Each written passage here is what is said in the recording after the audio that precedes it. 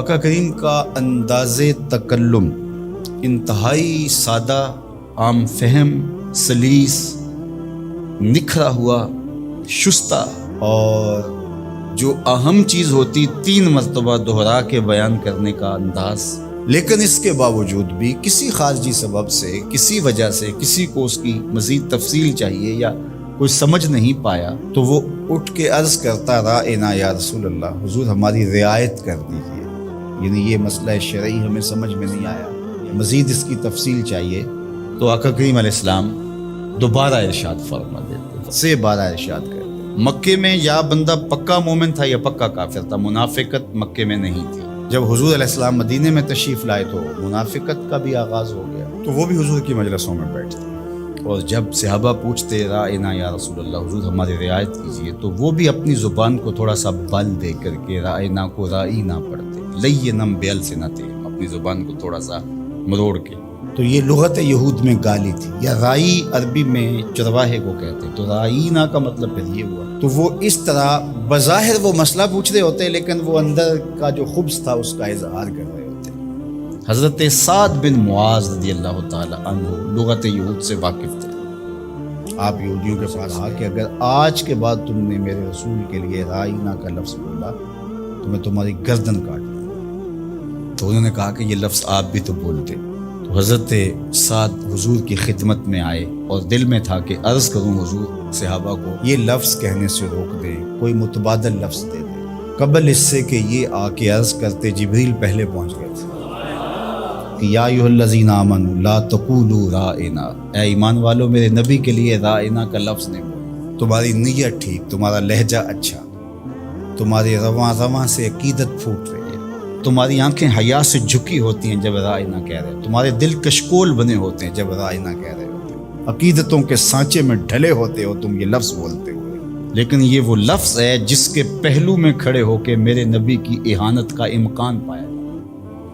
اگرچہ تم اس لفظ کو اچھی نیت سے بھی بولو، دوسرا معنی تمہیں ملحوظ بھی نہ ہو، میں پھر بھی گوارا نہیں کرتا کہ میرے نبی کے لیے وہ لفظ بولا جائے۔ آج کے بعد تم نے میرے نبی علیہ السلام کے لیے رائنا کا لفظ نہیں بولنا۔ مالک کوئی اور لفظ بولیں گے تو لوگ اس لفظ کو بھی اپنے مفہوم کے لیے اور اپنے خبث باطن کے لیے استعمال کرنے لگ جائیں گے۔ تو کہا نہیں، اس کا متبادل ایسا لفظ دے رہا ہوں، قیامت تو آ سکتی ہے، کسی منافق کی بولی نہیں ہو سکتی۔ وہ لفظ کیا ہے؟ وقول انظرنا، عرض کرو آقا ہم پہ نظر کرم کیجئے۔ وقول انظرنا، حضور بس ایک نظر کر چھوڑو، سارے مسئلے حل ہو گئے۔ اور ابو ہریرہ نے کہا کہ انی اسمع منک حدیثا کثیرا، بڑی حدیثیں سنتا ہوں حضور، یاد نہیں رہتی، کوئی نظر کرم کیجئے۔ فرمایا ابسط رداک یا ابا، اچھا پھر چادر بچھاؤ۔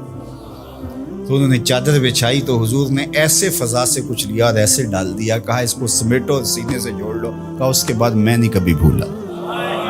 یہ ہے وہ انظرنا کا حقیقی مفہوم۔ تو اللہ اس لفظ کو بھی گوارا نہیں کرتا۔ یہ محبوب علیہ السلام کی چوکھٹ کا ادب ہے کہ جو ایسا ذو معنی لفظ ہو، اس کا ایک معنی صحیح ہو، ایک معنی اس کا غلط ہو، بولنے والا صحیح لفظ صحیح نیت سے بول رہا ہو تو کہا نہیں، میرے محبوب کے لیے لفظ تھا۔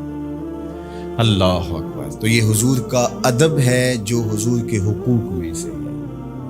ادب کو ملحوظ رکھنے والوں نے تو کمال ہی کر دی۔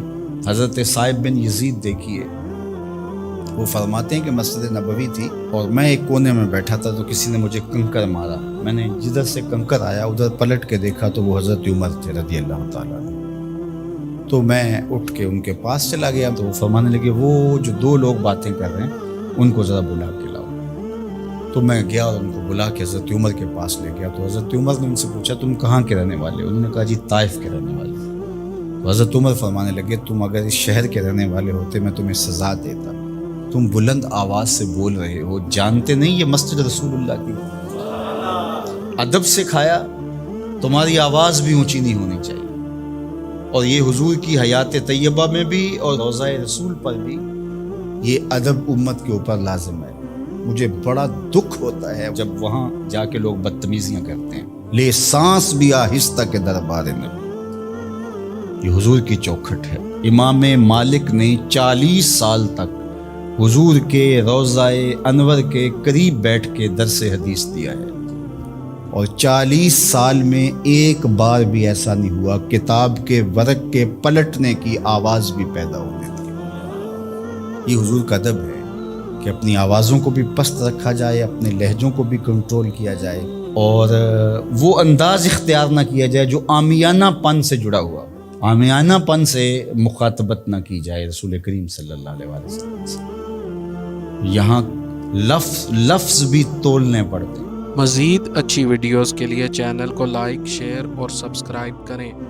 شکریہ۔